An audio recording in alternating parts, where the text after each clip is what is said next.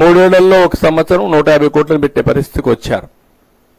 12 టన్నులు అంతమంది పెడితే దాన్ని 8 టన్స్ తగ్గించేసే పరిస్థితి. అసలు అన్ని కండిషన్స్ డైల్యూట్ చేసేసి ఈరోజు మొత్తం ఈ వ్యవస్థని భ్రష్టు పట్టే పరిస్థితి వచ్చి మళ్ళా దాన్ని సింపుల్ గా చేసి 18 సార్లు వీళ్ళు మేము రిజెక్ట్ చేసేసాం.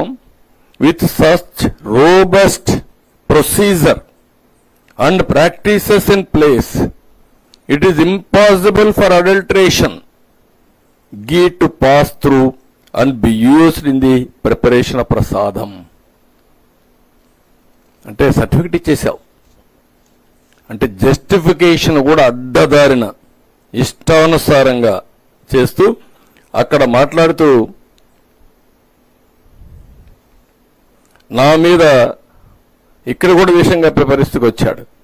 అక్కడ అంటాడు, the way in which Mr. Naidu acted was in a manner totally devoid of social responsibility. Just as during several instances, tankers were rejected both during the previous Telugu Desam and YSR regime.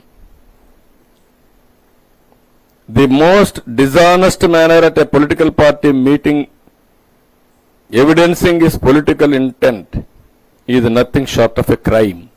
నేను నేరం చేశాను, తప్పు చేశాను పట్టుకోవడానికి. ఎక్కడికి పోతున్నారో నాకైతే అర్థం కావడం లేదు. అదే సమయంలో ఇంకొక పక్కన చూస్తే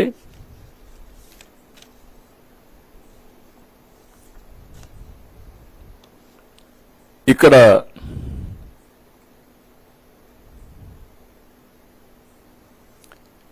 జస్టిఫికేషన్ చేసుకుంటున్నాడు.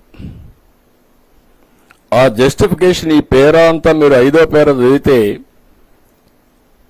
ఆవు నెయ్యి అంతా కూడా డిఫరెంట్ కౌస్ డిఫరెంట్ ఫ్యాట్ తింటాయి, డిఫరెంట్ గడ్డి తింటుంది, ఒకే కౌ తింటుంది కాబట్టి వారికి వేరియేషన్ వచ్చేసరికి అవకాశాలు ఉన్నాయి అని మొత్తం మీరు అదంతా చూస్తే వెరీ ఇంట్రెస్టింగ్ గా జస్టిఫికేషన్ చేసుకుంటూ the categories include scenarios such as milk fat being obtained from cows which received an exceptionally high feeding of pure vegetable oils, cotton or palm oils, milk fat obtained from cows that are suffering from energy deficiency, milk fat obtained from cheeses showing increased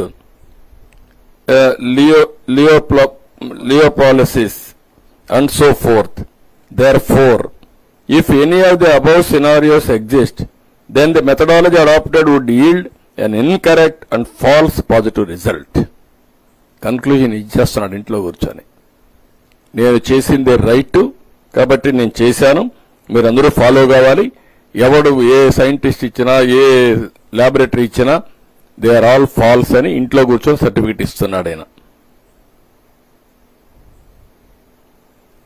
దానిపైన no responsible individual should make such shocking accusations having the potential to seriously besmirch the integrity and sanctity of a world-renowned organization such as the TTD and hurt the sentiments of crores of people on the basis of an inconclusive finding, let alone a